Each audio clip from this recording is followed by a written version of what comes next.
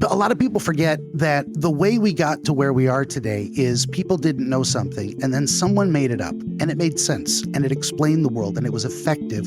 And then everyone adopted it and they had no source. They are the source. We're diving into one of the most mysterious terrains of all, our dreams. Every night, whether we remember them or not, our subconscious speaks in symbols, metaphors, and stories. Sometimes those stories are funny, sometimes terrifying, and sometimes so strange we wonder if they mean anything at all.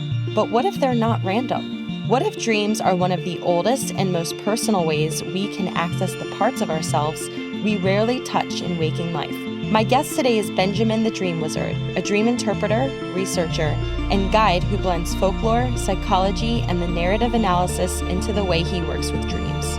Through his project, Dreamscapes, and his many one-on-one sessions, he helps people unpack the symbols that emerge at night and connect them back to their waking lives in meaningful, often healing ways. In this conversation, we'll explore the function of dreams, why so many of us experience the same reoccurring themes, and how to approach dream interpretation without falling into cliches. So whether you're someone who journals every dream in detail, or you're convinced your brain just spits out chaos when you sleep, this episode invites you to look at the subconscious a little differently.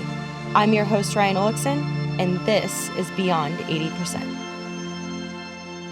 So Benjamin, welcome to Beyond 80%. I am pretty stoked to have you on today to talk about one of my favorite topics, which is dreams. It's great to be here. Thank you for having me on. I appreciate it. So you go by the Dream Wizard, which I love that name. And I was hoping we could start there and if you could share how that name came about and how you started down this path. Yeah. Oh, boy. Okay. The long story short, years ago, when I was getting my psychology degree, I took a history and systems of psych course from a great teacher. And one of the tasks we did to tracking the history of psychology, we got to Freud and Jung and their reintroduction of a more medical, less mystical version of dream interpretation. Says this can be useful psychologically. For that class, he said, okay, pick two dreams, your own, a friend's, your family, find a dream somewhere and give an interpretation according to Freud's method and how he would say it, and one according to Jung.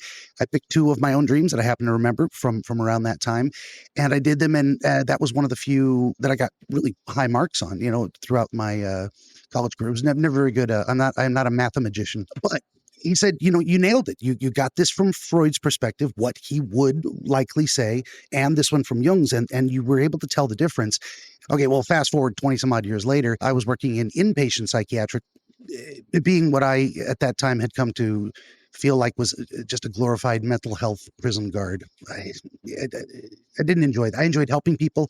I felt good about the idea that I could be a friendly face when someone's in crisis and really try to help understand people and educate my fellow staff who were primarily nurses, which, they did maybe a semester of psychology in the middle of everything else. I'm like, well, I did it for 4 years. So this was my thing. But I decided, I think I'd rather give this dream interpretation thing on the internet a try. Let's pause there for a second. I want to rewind. Can you just very quickly for people explain, just for our non-psychology people, can you talk to how Freud and Jung look at dreams? Absolutely. Yeah. So small background, the history of dream interpretation has been mystical, magical. It has been messages from the gods, communication with spirits, etc.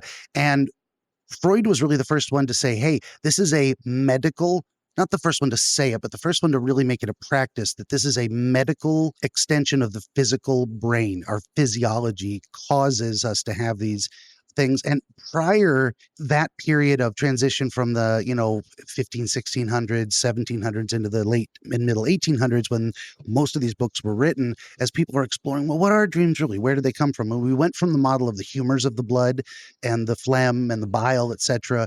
Dreams were very often in popular common parlance known to be caused by, well, you ate something. So they got that right in a way. There's like the accumulation of bricks of knowledge leading up to stuff. So Freud was the big turning the corner, saying this is physiology of the brain, and we can actually affect the mental state of people by discussing what is going on in their thought process. The reason Freud and Jung actually they're very close, like Venn diagram. It's almost two completely overlapping circle with a couple major differences. Freud's perspective was, if we can just get people to be honest about what they're thinking and feeling, we can relate that to their life in a way that allows them to understand themselves better, make changes.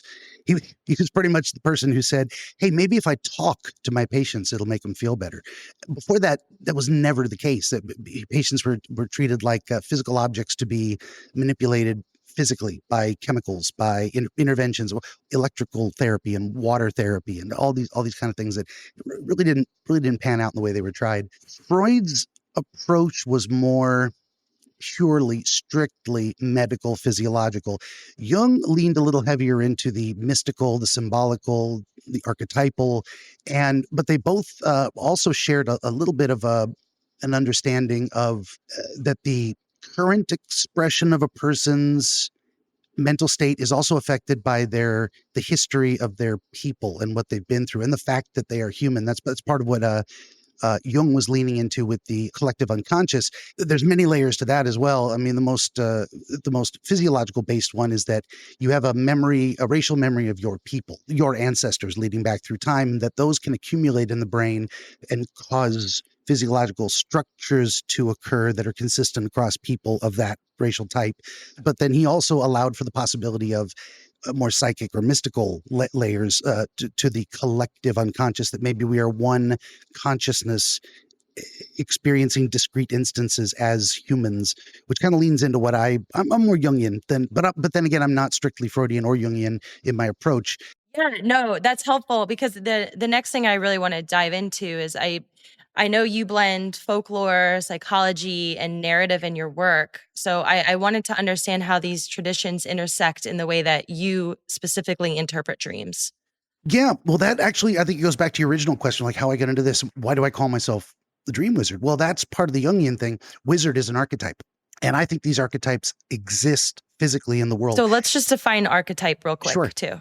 What is an archetype? I mean, like the definition, the type, kind, and hierarchy. You know, archy is a rule, the rule of a specific kind of thing.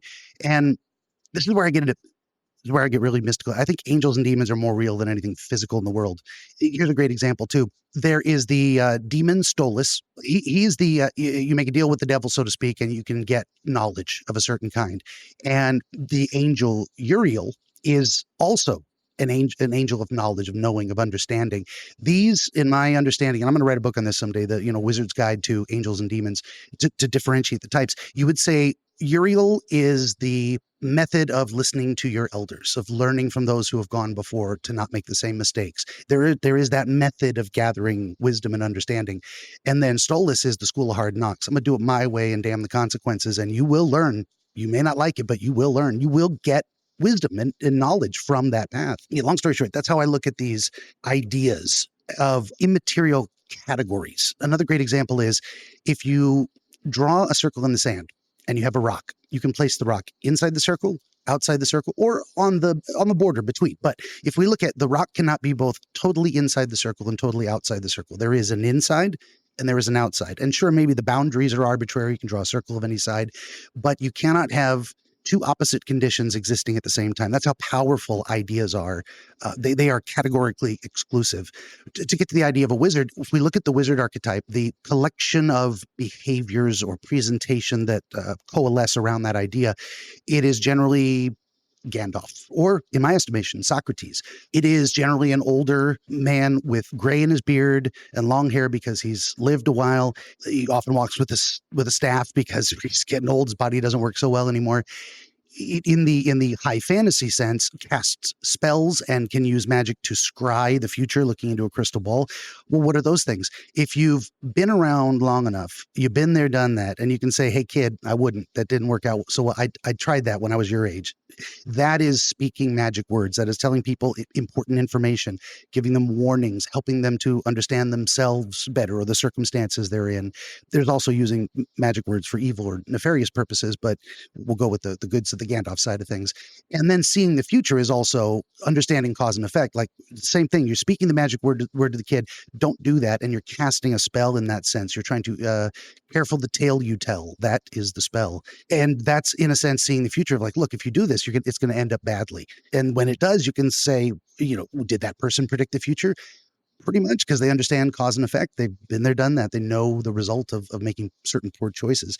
So when I was looking for branding, I'm like, Dream Wizard. That sounds kind of fun. Well, how do I, the Dream Wizard? Like, well, let's throw my name in there. Now some huge long title, Mr. Wizard. Wizard. I go by Wizard Benjamin on X or whatever.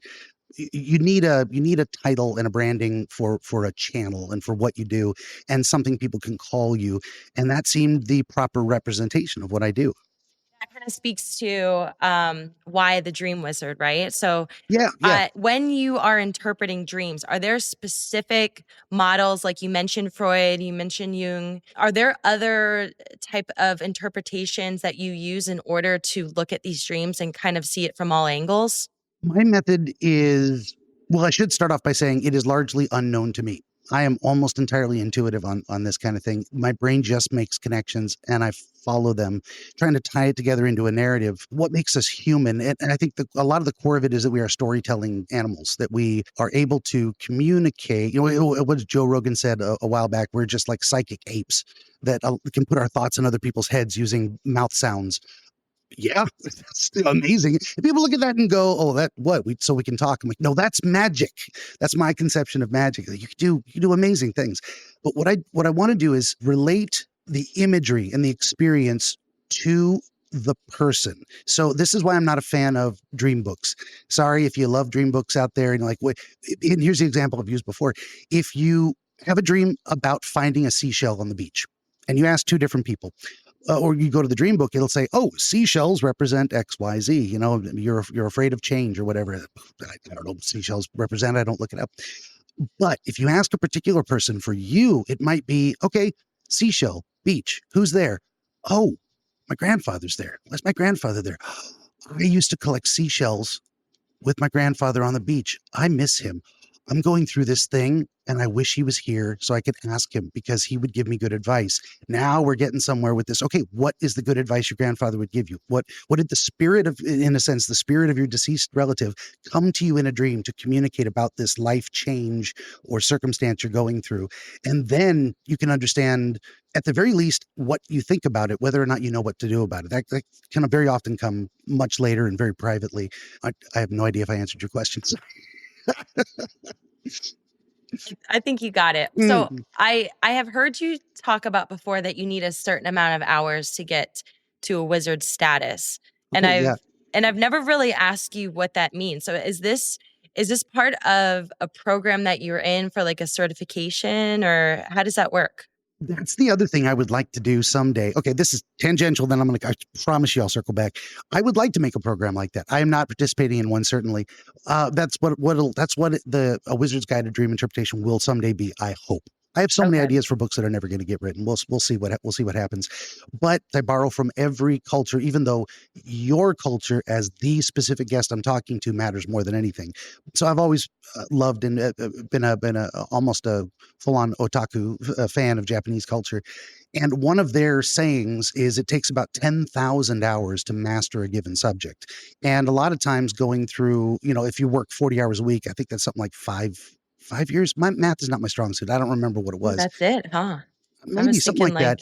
Well, that's why you can kind of gain mastery in a subject going to, say, university to get a quote unquote master's degree, even though they don't seem to matter or be worth as much as they used to be. Unfortunately, it became a little too. That's a tough yin yang situation to democratize it so more people have access, but it kind of waters down what it means. If everyone's a master, no one's a master. It just becomes the new baseline. Yeah. Getting a bachelor's degree is no different than graduating high school as far as employers are concerned. So it doesn't tell them anything because everybody's got one. So I'm applying that to myself, and I think I did the math once, and that if I'm doing, I pulled an arbitrary number out of my head. I need to get to 1,000 interpretations before I will consider myself a real wizard. In the D&D sense, you're a wizard level 1 and you're a wizard.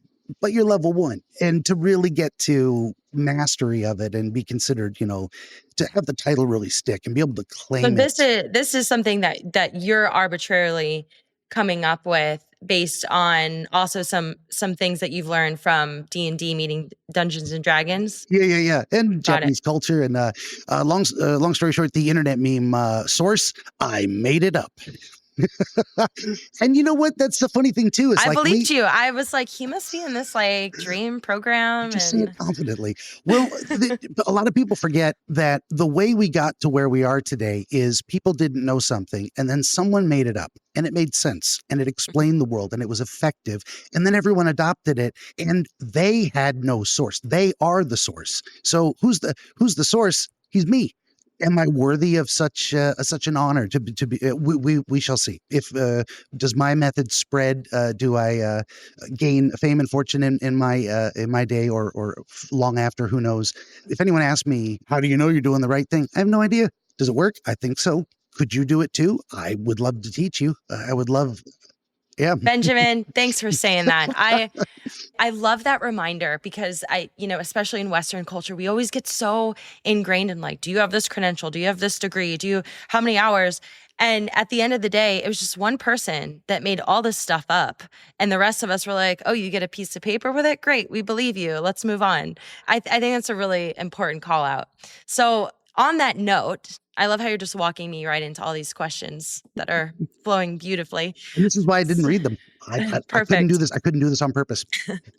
So on that note, because you love dreams, in your view, why do you think we dream? What is the subconscious trying to do through story, image, and metaphor? Yeah. What's the foundation of that? So we used to be completely mystical. Tribal cultures in the past would say dreams are when the soul leaves the body to go wandering in the astral plane or across the physical planes. And they would recount tales of, I had a dream that over that hill is a river. They would go over the hill and there's a river. And they would go, he left his body in the middle of the night and saw the future, saw the landscape. He was able to see beyond his physical limitations. In my estimation, it blends the physical and the mystical. And that's why I'm a fan of both Freud and Jung. It's like, I wish they hadn't come to heads. They could have actually together created a better system. But there's pride involved and all kinds of different things. And also Freud was just like, there's no such thing as a supernatural. Yeah. He was Sometimes he did enough cocaine to kill a small horse. No judgment. I'm just saying, kept him awake to think of all these crazy ideas. Through my study in my own master class, and that's part of why I've been reading these books and editing and releasing these books, is to force myself to read them like 7 times each. So I couldn't tell you what's on page 39 of the first book, but I know I read it and it's in here somewhere. That's actually how dreams work as well. So Freud was right in the regard of the split between the medical and the mystical. And that's something I focus on as well. I think they both overlap. I don't understand the mystical very well, but I know it's there. Everything we experience is recorded physically in our bodies. The food we eat, the physical actions we perform, we get, a broken bone. That bone is broken forever. It healed, but the scar is there. It's physical scars. We have scars in the brain. We call scars on the brain psychological trauma, but also just every experience that has ever existed is hardwired into the structure of our brain. Now, if we had perfect access to every one of them, it would probably drive us crazy. So evolutionarily, I believe we split from a version of humans that died out where they had what is now rare, eidetic memory. You remember the moment of your birth. You remember being spanked by the doctor and having your umbilical cord cut. And every moment since then, there are people who can reread a book in their head, having read it once. They can see the page, they can see every single word, and they can reproduce it with absolute perfection. Those people are extremely rare because I think that most of them died out because it would drive us crazy. So what we have is a split between the subconscious, which is the vast pool of everything we have ever seen, heard, felt, smelled, emotional experiences, etc., and a lot of other senses that people don't realize we have. One of my favorite is proprioception. It's what allows you to close your eyes and touch your nose. You know where your physical body is in space. And it's part of the problem that older people have when they start falling down trying to sit in chairs. They lose, dementia patients specifically, they think they've turned far enough and the chair is behind them. It's not. They're going to sit on air and they don't realize it. Dreams typically come from that pool. that collective experience, but also filtered through current present concerns. And those concerns can be philosophical. What do I think about this problem? But that's usually related to experience, but also a direct, like say, social relationship. Oh boy, I got to break some bad news to a friend. How do I handle this? What's the best way? The way I describe it to people to give them the best simplistic understanding, the heart beats, the lungs breathe, and the brain thinks. And it does it whether we're awake or asleep. What we have going on when we're awake is filtering our own stream of consciousness through our waking attention. And then that waking attention goes away. We're sunk into that area of the unconscious where the stream of consciousness flows on its own. Now, we still don't know why that stream happens. Why those thoughts? Why in that order? Why is that subject and not another? What moves us emotionally? And no, that's magic to me too. This is like the brain, basically all that stream of consciousness that would happen during the day, because we don't have that filter to be like, well, that's stupid, or like, that makes no sense, or I don't want to think about that. Because we don't have that filter up there to do all that, that's the thought where dreams start to pop up. Yeah. Am I getting that right? Yeah, no, exactly. It's like dreams are what it's like to experience our raw, unfiltered stream of consciousness without processing it through conscious attention. And, which is really weird, though, because how do we retain a memory of it when we wake up if there isn't at least some conscious attention? So a lot of people, especially I think it might have been Mrs. Mary Arnold Forster, book 6, Studies in Dreams. She talks about the dreams exist in the twilight between consciousness and unconsciousness. And there has to be that connection. Otherwise, they're just completely separate. If there was no twilight, there would only be day and night, and it would be a hard dividing line. And anything that happened at night could not be perceived in the daylight in that sense. So do you think that certain dreams serve specific psychological, emotional, or spiritual functions? I think they're all meaningful, that they all relate to something. Now, that doesn't mean they're all going to be equally important. They all say something or have something to say about who we are, what we think is important, what we're trying to accomplish. I can't tell you how many times I've had people go, oh, I've got just the dream for you, and we're going to meet next week. And then the night before, they have a completely different dream. And they're like, we have to talk about that. I woke up this morning and this one was, and I'm like, knowing this was coming, the brain was like, wait a minute, we have an opportunity here. What's really important? Is that dream important enough to share? Was I just, grasping for anything because I wanted to make an episode? And the brain said, or whatever magical force moves our thoughts in different directions, said, don't waste this opportunity. Here's something really important. Let's talk about that. And that makes sense because, so I did my dream interpretation with you last week, and that was the dream that I shared, which, by the way, for the listeners, we're going to add the link to that episode if you're interested in hearing about it. But I shared that specific dream because it left such an imprint on me. And I'm someone who dreams every night. I love my dreams. I love dreaming.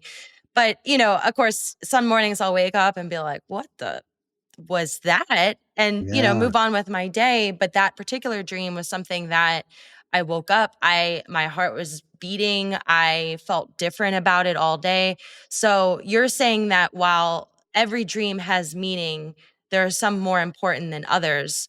Yeah. And that being said, like, what do you think that is? Is it just that it resonated in that moment, or was it something more than that? Yeah. The way I've come to phrase it is that dreams self-select for importance. It is specifically those that you wake up from and there's a lingering emotional impact. You can't get the imagery out of your head.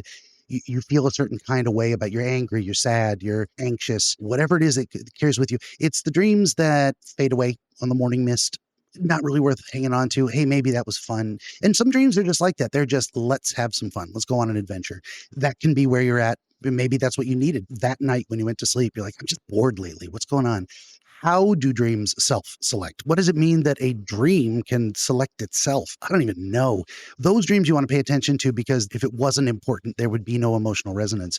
And that brings me back to what we were talking about before off the air, the idea of certain stories. Why would a particular story hit me and another one wouldn't? Even if they're both designed to be dramas about the human condition and the tragedy of certain things, why would I care so much about one thing or the other? It's a platitude to say, well, yeah, every person has to decide for themselves, of course. I did a podcast last week, and I think I have the perfect quote for you about that exact question. Why would that hit me so much? The guest that I interviewed last week, she had said, your subconscious brings to your conscious mind when it's ready to be worked on. So therefore, why Yeah. can I watch a specific movie today and I don't think anything of it? I watch another movie with the same theme 3 months later. Her suggestion was that you're ready to work on that. You're ready to explore it. You're ready to dive deep. And that's a compass that your body is letting, or your brain, or your subconscious, whatever you want to call it, is letting you know, like, hey, time to get to work. Let's dig into that. Absolutely. Yeah. Prior theories on dreams is that they evolved in a sense. This is, like I said, all 1800s Darwin age, that dreams evolved as a preserver of sleep. So that if we had physical sensations, we're cold, we're hot, a mosquito bit us, we're hungry, this was their theory, turns into dream imagery.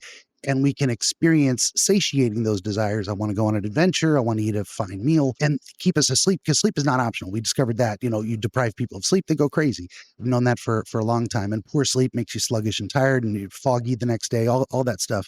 So what you were describing fits very well with that theory, in that now we're like, dreams are expressing something that we're ready to look at, or that it alerts us we need to look at, that there's a threat there. That's where we get the realm of typical dreams into contact with the collective unconscious of Jung. So I'm gonna challenge you on this, but I'm gonna bank on the fact that you've heard something like this before. If dreams were a way to process or bring things to the conscious mind for the person to think about, how do we explain things that don't exist, images that don't exist, creatures that don't exist, or scenarios that don't exist? How do we explain that from that lens? The challenge would be, if dreams are supposed to be about us and what we're experiencing, how do we get imagery and experiences in the dream state that are not functionally real? My understanding, and I think it's true, is that you actually can't dream about something you've never imagined. But that's a weird thing to say, because how do you imagine something you've never imagined until you imagine it for the first time? And a lot of those things are combinations of things we've seen before. So I don't know if you're aware of Dr. Jordan Peterson's work, the maps of meaning, etc. What is a dragon? It's the combination of all three of the major predators for humans in our proto-human state: the snake in the tree, the winged bird that flies out of the sky, the tiger with the teeth. You put them all together and you get, that kind of creature, and that's a dragon. I think that's what our brain is doing when it's putting us in fantastical situations. But also, we have a long history of experiencing fiction from the time we're young. We're shown fantasy scenarios, and there's it's an interesting distinction between science fiction, fantasy, and just fiction generally. Fiction can be an adventure story like Robinson Crusoe. What was the one? Treasure Island. These are more realistic fictional stories, say, of that day and age. And then there's fantasy stories from a similar period of time, dragons and elves that even go back further. And then what people would call hard sci-fi versus fantasy sci-fi, of imagining, well, what if we went to Mars using current technology? Hard sci-fi. What if we go to Mars and there's aliens? That's more science fantasy. So what are we doing with our brains is, a lot of times we'll bring in those elements of fantasy, and they're going to reference something else. There's a reason it's there. When we were doing yours, I would often do counterfactuals of, okay, you were in a suburban neighborhood and not an urban setting. You were not in an industrial park. You were not on the moon or Mars, going to a pool party on Mars. You're on a different planet in that regard. So, okay, what does it mean to be on a different planet? That's when I start looking at those different elements. You can't go to a dream book. You can't say, a monster was chasing me. Oh, okay. A monster with 3 eyes. Okay. A monster with 3 eyes and gills. Okay. Where did that come? Gills suggest ocean. 3 eyes, superior vision, superior insight. A third eye, mystical. I mean, where are we going with this? What resonates? It's so individual meaning making. Yeah. Okay. The same symbol will very rarely mean the same thing to two different people. Outside of the idea of the one layer of the collective unconscious, which is, we are all physically constituted as humans. We all have the same basic relationship with water. We need to drink it. If there's too much, we drown. We don't exist well in desert settings, and we don't exist well purely living on the ocean. We are not sea creatures. So we exist in a kind of a temperate zone of our experience with certain physical phenomenon that's the same across the human species, because we are human. So this is coming back to those universal symbols that humans have collectively, is what you're saying. And we're going to get Absolutely. into some of those dreams in a second. And then when it comes down to those very specific symbols, those are individual. That's how the person sees the world through their specific lens. Yeah, definitely. So if someone is drowning in a dream, for one person, it could be I'm in over my head with tasks that I'm unable to stay afloat. We all know that kind of metaphor. Dreams love metaphors and puns. That's been known for ages. And another person, they're drowning, but they were a really good swimmer in real life. And actually, they remember the time their father had to save them from drowning when they were a kid. So now we're jumping from I'm drowning to, which is unusual for me. That would never happen. And we related, okay, now why am I thinking of that instance with my father? What did that teach me? What did I draw away from that? What fear did that instill in me, perhaps? Which is another thing that Freud and Jung differed on, was the idea of, Freud said every dream conceals a wish. So all dreams are wishes. And by wishes, he also meant fears.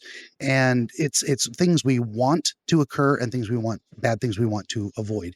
And that's broadly true. Start at a baseline level. Jung was a little more like, yeah, but also it's not necessarily just a wish or a fear. There's other things going on there that are different layers that broaden out. I think Jung was more of a generalist. Freud was very, very medically narrow, which is good. I think that's what he needed to do. And again, back to this idea of who told Freud that was the truth. He made it up. He made it up, Yeah. and it makes sense. We still say projection, reaction formation. We say all these different things that he came up with, trying to explain the human condition and our behavior. Makes sense? Why are we so symbolic in our dreams, but we're not symbolic in the waking world? We speak and we use specific words to describe specific things. Now, why is it when we shut our eyes, everything is symbolic and metaphorical? Dreams are more closely related to the experience of our actual stream of consciousness, unfiltered through conscious attention. I think we are deeply symbolical. Our thoughts are symbols in a way. It's visions, sensations, different things that represent what we're thinking. We just don't talk that way as much anymore. I think we used to.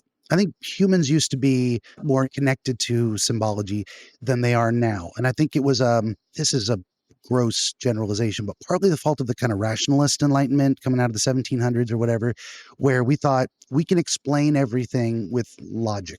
And logic is very important. The logos, you can't get away from it. We are sense-making creatures. It's what we do. That's what gives us our power in the world. We can examine and analyze, understand, and then act, all that good stuff. And that's what they talk about when they say, we're headed for a resurgence of spirituality or connection with that stuff. And there's two branches of that, a more traditional religious spirituality and then a new age of Aquarius type of spirituality. I think they both have their pluses and minuses. But I think we've culturally lost connection with archetypal symbols. And that's part of what I'm doing, I would say, is trying to lean into that and repopularize it in a way that gives people a broader vocabulary for what's really going on. So. I really like your approach because I don't think I've seen a dream interpretation person outside of a psychologist's office that uses more of that psychology, science, medical part of it and blends it with collective unconscious piece to it. I feel like a lot of dream interpretation is kind of like you mentioned, you open the book, this is what this means, this is what this means. But I love your style of bringing in that person's psychology. What's going on in your life right now? What does this actually mean to you? When I say something like this, what does that pick up in your brain? So I think that's what, even though, you're like, I'm kind of going with this and making my own route. It makes a lot of sense to me because I think it's a little bit more believable for people to grasp it without completely going in one or the other direction. To your point, going the Freud or Jungian route. So yeah, but incorporating them. It's like, I don't want to leave anything out that is the least bit actually useful. That's why I definitely describe my approach as eclectic. And to once again hype the books, BenjaminTheDreamWizard.com. The first one I did is called The Court of Curiosity, and it is from the original French manuscript by Marc de Volson, Sieur de la Colombière, Knight of the Order of St. Michael and gentleman in ordinary to the French king. He wrote a letter. A French knight wrote a letter to a lady, a noble woman, at her request, explaining his understanding of the history of dream interpretation as they understood it at the time. And he heavily references, as everyone did, Artemidorus Daldianus, which he took a dream dictionary approach to things where specific symbols mean specific things. And that held sway for centuries until we finally got to the modern age. And that was one of the real big revelations of the late 1800s to leading up to giving Freud his in to expand it into the medical sense, is that it is more personal to the individual. I mean, kind of blending the foregoing spiritual model with the medical model. And even he was getting closer to, no, it depends on the individual, your personal psychology. Even though we have broad symbols, which Jung was leaning into, like, yeah, we still have categories, but Freud said, no, it's specific to the person. They're both right. But within those broader categories. And so if a wizard shows up in your dreams, what do you think of wizards? Even if we start with the wizard archetype, why did that archetype show up in your dream at that time for you? What message are you trying to receive, or subject are you trying to understand? Yeah, I think that makes a lot of sense. And, along that note, one of the things that I put out on my Instagram account a couple weeks ago, I asked my listeners to send in their reoccurring or Oh, yeah. just common dreams that they would have. I stuck with dreams that people mentioned over and over that were very common. So I was hoping we could do a fun little kind of quick rapid fire of, like, I give you the dream that was given to me, and then you let me know what that means collectively. Does that make sense? Sure. Yeah. Because when we did speak about this beforehand, and just to give a little preface for the audience, the idea that if I do not have the ability to directly communicate and collaborate with a specific dreamer, it's hard to give an understanding of what that dream actually means to them. You need somewhere to start. And I generally start with the broader general surface level and try and work our way into the core. So we can always go there and talk about typical dreams, which is where we were going. So Yeah. where did you want to start? The very symbolic dreams. Yeah. So one of the ones that people mentioned over and over again was when you're trying to run away, but your legs won't move, or you're really, really slow. Well, yeah, the boogeyman dream, considered very often referenced as one of the category of, capital T, capital D, typical dreams. We have, as humans, a relationship to the world of being physically vulnerable. So we can start there. We can start with the idea of predators, human or otherwise. We can expand from there to say there are also threatening situations we can be in, which are, there's no person, there's no physical environment, but we're going to suffer an emotional harm. There's something where, going back to Freud, something we wish to accomplish or we're afraid of happening. So what is going on in those types of dreams? You're moving away from a danger, a threat, and you feel inadequate to the task. You feel your physical, what we've concretized in a way, or crystallized as physical movement, is our inability to effectively cope with something. It could be the doom of a bad decision catching up with us. It can be an abusive parent, and God, you want to get out of the house, but you can't move out because you're 16, you're on the job, and all of that good stuff. So where do we go with that? What does that type of situation mean to the individual? But on the broader sense, there's threats all around us. It's not paranoia if they're really out to get you. And sometimes you're under threat, and there are people that don't like you, and to interpret social situations that way is probably accurate sometimes. It becomes paranoia when it is out of proportion to the actual danger in the environment. We would then also need to separate those two. Is this a realistic fear? Are you being a bit of a worrywart, or is this something you really need to deal with, and it is actually as threatening as it seems? Okay. What about your teeth falling out or crumbling in your mouth? Yeah, now that is one I have come across. Some people have mentioned it as a kind of typical dream because of its ubiquity. I would say it's probably like tertiary to the core group of typical dreams that people have. But we start looking at, again, common human experience. We have teeth. They do fall out. They can be broken by an attack or by crunching into something, or we didn't take care of our teeth and they're rotting and falling out. What does the mouth do? It takes in nourishment. It puts out verbal communication. We smile with our mouth to communicate to people. If our teeth are rotten, we don't want people to see them. Maybe we don't smile. It reflects on our self-image. That's where we get into the personal as well. Teeth crumbling and falling out is, what are you trying to communicate that is not working? What is going on with your use of your mouth that is represented to you by falling apart, crumbling, failure of a tool in that sense? That's where I would start with that. So I like that one. yeah. Okay. And this one seemed very specific to the individual. but I threw it in here because I actually had 3 people submit this one, and I've never had this dream, but I loved it. Finding a portal to hell underneath either a couch cushion was one, behind a pantry door, or some they all had to relate to the home. But Yeah. the finding a portal to hell in your home. Yeah. Well, I would say that has not appeared on the radar in any past examination of typical dreams. I actually would not class that as a typical dream necessarily, but you got to start with the cultural level. They are aware of hell. They know what it is. They have a story in their mind about it. So what they have is they brought that in to represent something. And it's definitely a place you don't want to go. It's a place of pain and suffering. It's where bad people get punished. And you, in your dream, put that in your house. You discovered it in your house. What is in your home currently that is behaving like a portal to hell? What is it in your home that is dangerous to that level that either you could get sucked in and suffer, or something bad could come out and do damage to yourself, the people you love? And it can be anything. It can be a lot of things. Any bad decision you might have made, any person you welcomed into your home that was a bad influence. It could be behavioral choices that are counterproductive or dysfunctional. A lot of different things. Could be an emotional threat. Like we was talking about communicating better with my wife earlier. Let's say I'm sitting in this chair. I have a dream. I'm sitting in my chair right here, and I dream that a portal to hell opens underneath me, and the chair is teetering. What is it about sitting in this chair? What is it about what I do here that is making me at risk of plunging into a hellish situation? Maybe I need to look at that, because at least my subconscious thinks there's a real risk that I should pay attention to and do something about before the chair tips over. That's Yeah, good. that's a good one. No, I like that. I don't think I've heard that before. It's funny. I've never heard of it either. And I had 3 people submit it, and I was like, man, we Wow. gotta ask I about hope they this hear one. this episode. Actually, to Yeah. all your listeners, bring me these dreams. Bring me every single one of these dreams we will talk about. I'll make the next 30 episodes about you. I will talk to anybody.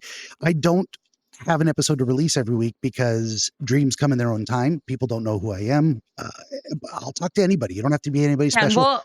we'll definitely put in the show notes in the episode just a call out of like how they can reach out Absolutely. to you and do that if they're interested in getting some of these I got some wild submissions. They were awesome. We could Yeah. do a whole episode on just the submissions I got. But Oh, for sure. Yeah. I have a great list of potential dreamers for you, hopefully after this episode. Please put them in touch. I'll talk to them. Yeah. So when people are analyzing their own dreams, which I would assume that you endorse, right? You think that Absolutely. it's important for people to do that. What are some common mistakes people make when trying to analyze their own dreams? Yeah. Okay. So there's a couple layers to that. One of them is, I think it can be beneficial to have someone to talk to. Now, that doesn't mean you can't do it solo. It just means 2 heads are better than one in a sense. I'm a big believer in the wisdom of the crowd. Not that the crowd is always right, as in a majority sense, what do most people believe, but in a covering the bases sense. You can't personally think all the thoughts there are to think on a given subject. Other people are necessary to cover those bases. So just having a second person to run your dream by, your spouse, your best friend over mimosas on Sunday or something, a psychologist maybe if you're having enough serious enough problems, that can be very useful. Even the most untrained layman, if they are just present and genuine and they care about you and they're curious and they're committed to the process, that can be extremely beneficial. Now, that said, I think that's superior, almost equally as good as analyzing your own dreams. And step one, I think, is always to write them down. That's why I do. Write down your dreams if you want to remember them, and you will often find out there are more details there than you realized. You think, oh, it's so short. And you're like, no, wait a minute. There's like a whole section I forgot about. Yeah, you did. And then you can have a dialogue with yourself on paper, and that's almost as good as having a second person there. The paper becomes the second person, reflecting back your words to you, showing you opportunities to expand, or writing down your own notes quickly. Like when we were doing our thing, I just wrote down words in the margin, like, why did this word occur to me? And then I brought it up later. What is this? What do you think about this idea generally? But you also notice that the process I used was, I didn't bring it up right away. I didn't stop you. I said, okay, we're going to come back to that in my head, because we needed to follow it where it was taking us. and then again look back on it after we'd gone through it again to kind of crystallize it a little better or express it more fully. It's like I'm always trying to think of analogies. It's the wise men and the elephant. They asked three wise men to touch an elephant, and one said, grab the tail and said, oh, it's a snake. And the other one grabbed the leg and said, oh, it's a tree. Because they were blind, but they're wise. That doesn't mean they didn't have experience of the world, but they couldn't see the full picture. You put all three of them together and you get a different picture. Definitely write it down, and you can interpret your own dreams. I think you should. If there's no one to talk to yourself. Someone is listening to this podcast today and they're still not convinced that dreams do have meaning, they are important. What is one takeaway you want to leave with them today? Oh, wow. I mean, certainly my strong personal faith that they are important and meaningful, all of them to different degrees. Let's say I am delusional. Not a stretch. It's entirely possible. I talk to myself. I think I'm a wizard, some crazy guy on the internet. But let's say my method is irrelevant. Doesn't matter how we get there. And I am just making it all up. Even then, if you get to the end of it and you have some greater insight about yourself, some better understanding of what you're thinking, what you're feeling, and it leads you to a better opportunity to address those real concerns. What I'm interested in is the results. So I can only assure you I am genuine, and I hope what I do comes across as genuine, because it is. That's out of my hands. You do with it what you will. But even if it was all fake, if it helps people, no harm done, hopefully positive benefit accomplished. That's what I'm aiming for more than anything. So the meeting in the middle is, as I was saying earlier, perhaps I'm just delusional and this is all nonsense, but if it works, man, I'm happy to help. Before we sign off today, if somebody wants to reach out to you and get their dream interpreted, can you give us a quick rundown of what they can expect and what they should prepare before they speak to you? Absolutely. Yeah. Have a dream. Number one, a lot of people don't understand. They think, oh yes, I have so many plans and aspirations for the future. I'm like, yeah, those are dreams. You're not wrong. I need actual nocturnal visions experienced during sleep that you can tell me as a story. And then we do the psychology thing and figure it out together. Beyond that, I don't want to know the dream. I work best off the cuff. I don't want to prepare. I would say that's maybe leaning towards proof that what I do is genuine, because if it wasn't, I would want to know as much as I could so I could fake it really well. No, I just let's talk about it in the moment. You can't send me a dream in text and then I read it. We got to talk about it. I got to be able to check with you as we're going along. The way I describe it is you invite me into your head to stand behind your shoulder with a flashlight looking around going, what if we look over there? What if we look at it from this angle? Do you see what I see? Here's unexplored territory. Let's go into it together. But what they can expect is just a real conversation. We're just going to chat and get to know each other. We'll establish a comfort level. I do not record without permission. I do not release recordings without permission given after we finish. And 10 years from now, any reason or no reason at all, you don't want your video on my channel, it's gone. I've already been tested on that once, never asked. Video's deleted. You'll never know who it was or why.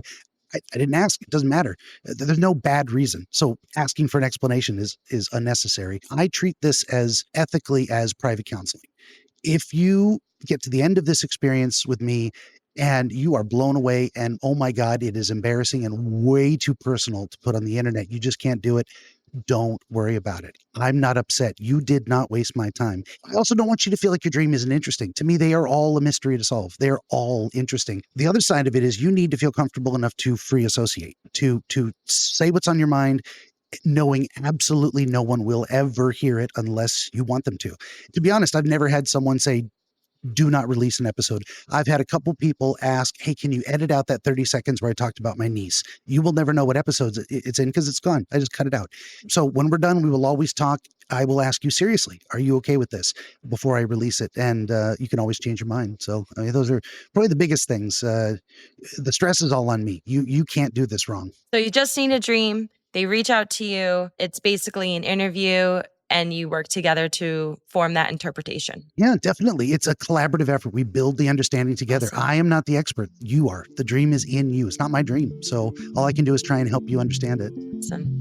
Benjamin, the Dream Wizard, it has been a pleasure interviewing you today. And thank you for letting us dive into the world of dreams with you and learn so much about it. Who knew? Thanks for having me.